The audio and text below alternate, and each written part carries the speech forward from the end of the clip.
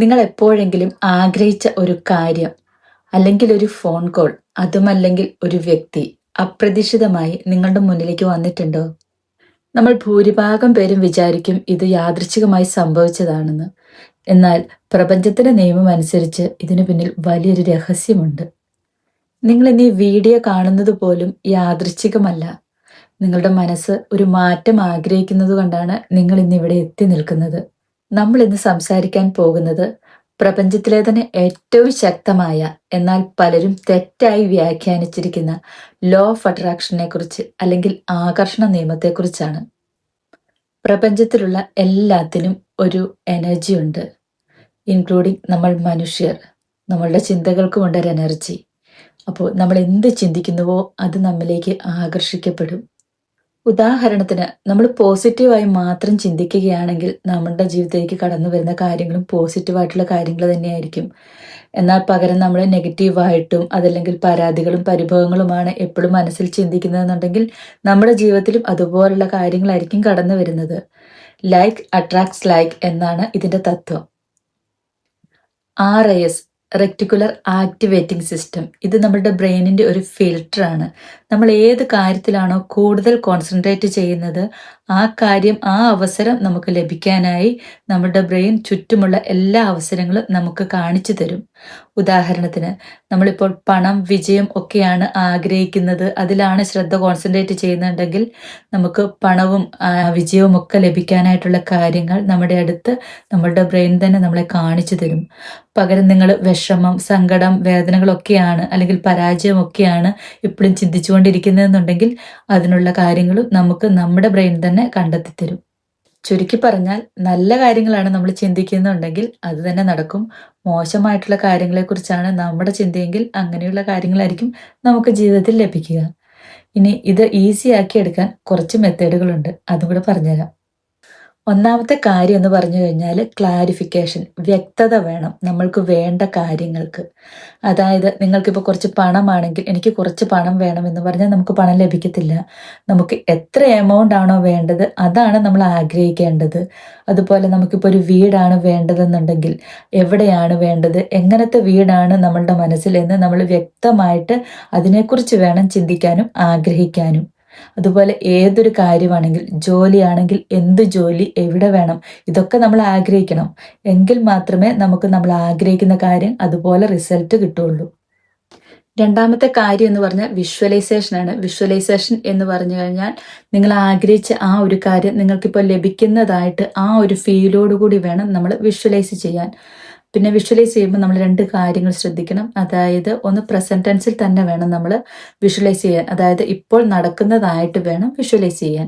രണ്ടാമത്തെ കാര്യം എന്ന് പറഞ്ഞാൽ നമ്മുടെ 5 സെൻസസ് ഉപയോഗിച്ചിട്ട് വേണം നമ്മൾ വിഷ്വലൈസ് ചെയ്യാൻ.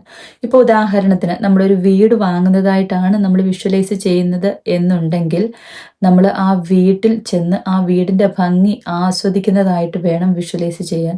അതായത് വീടിൻ്റെ പുറത്തു നിന്നുള്ള ഭംഗിയും അകത്തു നിന്നുള്ള ഭംഗിയും ഒക്കെ നമ്മൾ ആസ്വദിക്കുമ്പോൾ നമുക്ക് കിട്ടുന്നൊരു ഫീൽ ഉണ്ടല്ലോ, ആ ഒരു ഫീലോട് കൂടി വേണം നമ്മൾ വിഷ്വലൈസ് ചെയ്യാൻ. രണ്ടാമത്തെ കാര്യം എന്ന് പറഞ്ഞു കഴിഞ്ഞാൽ നമ്മൾ ആ വീട്ടിലെ ഓരോ ഒച്ചയും ബഹളങ്ങളും ഒക്കെ ലിസൺ ചെയ്യുന്നതായിട്ട്, അത് കേൾക്കുന്നതായിട്ട് ആ ഒരു ഫീലും നമ്മൾ ഈ വിഷ്വലൈസ് ചെയ്യുമ്പോൾ കൊടുക്കണം. മൂന്നാമത്തെ കാര്യം എന്ന് പറഞ്ഞു കഴിഞ്ഞാൽ സ്മെല്ല്, അതായത് ആ വീട്ടില്, അതായത് വീട്ടിലുണ്ടാക്കുന്ന ഭക്ഷണത്തിന്റെ സ്മെല്ലുകൾ, അതല്ലെങ്കിൽ ആ വീട്ടിൽ പുതിയ പെയിന്റ് അടിച്ചിട്ടുണ്ടെങ്കിൽ ആ ഒരു സ്മെല്ല് ഒക്കെ നമുക്ക് ഫീൽ ചെയ്യണം. അതുപോലെ തന്നെ ടച്ച്, അതായത് നമ്മുടെ ആ വീട്ടിലെ പല കാര്യങ്ങളും നമ്മൾ സ്പർശിക്കുക. അതായത് ആ വീട്ടിൽ വാങ്ങിയിട്ട പുതിയ സെറ്റി, സോഫ, ഡൈനിങ് ടേബിൾ, അങ്ങനെ എന്തൊക്കെയാണ് നമ്മൾ ആഗ്രഹിച്ചത് ആ ഒരു സാധനങ്ങളിലൊക്കെ നമ്മൾ ടച്ച് ചെയ്തിട്ട് നമുക്ക് കിട്ടുന്നൊരു ഫീൽ ഉണ്ടല്ലോ, ആ ഒരു ഫീലോട് കൂടി വേണം നമ്മൾ വിഷ്വലൈസ് ചെയ്യാനായിട്ട്. പിന്നെ അടുത്തതെന്ന് പറഞ്ഞു കഴിഞ്ഞാൽ ടേസ്റ്റ് ആണ്. അതായത് നമ്മൾ ആഗ്രഹിച്ച ആ ഒരു വീട് വാങ്ങിയതായിട്ടാണല്ലോ നമ്മൾ വിഷ്വലൈസ് ചെയ്യുന്നത്. അപ്പം ആ വീട്ടിലെ അടുക്കളയിൽ ഉണ്ടാക്കിയ ഫുഡ് നമ്മൾ ടേസ്റ്റ് ചെയ്യുന്നതായിട്ട് നമ്മൾ വിഷ്വലൈസ് ചെയ്യണം. അപ്പം ആ ഒരു ഫുഡ് കഴിക്കുമ്പോൾ നമുക്കുണ്ടാകുന്ന ആ ടേസ്റ്റ് കിട്ടുമ്പോൾ നമുക്കുണ്ടാകുന്ന ഒരു ഫീലില്ലേ, അപ്പോൾ അതൊക്കെ നമ്മൾ വിഷ്വലൈസ് ചെയ്യുമ്പം നമ്മൾ ഇമാജിൻ ചെയ്യണം.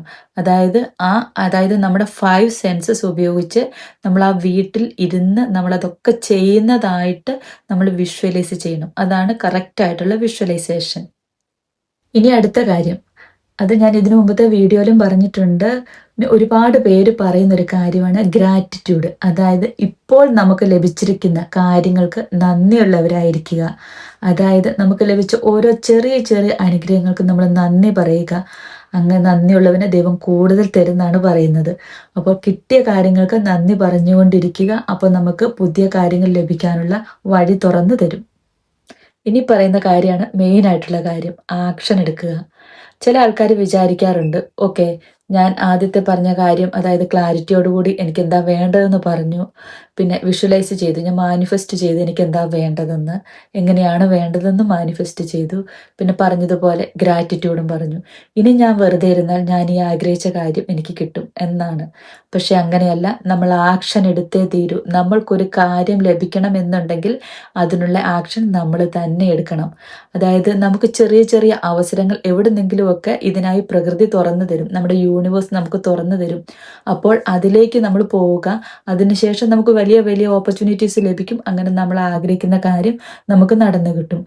പക്ഷെ ഒരാക്ഷനും എടുക്കാതെ നമ്മൾ മുറിയിൽ തന്നെ ഇരുന്ന് ഈ വീണ്ടും വീണ്ടും വിഷ്വലൈസ് ചെയ്തതുകൊണ്ടോ വീണ്ടും വീണ്ടും ഗ്രാറ്റിറ്റ്യൂഡ് പ്രാക്ടീസ് ചെയ്തുകൊണ്ടോ ഒന്നും നമ്മുടെ കാര്യങ്ങൾ നടക്കത്തില്ല.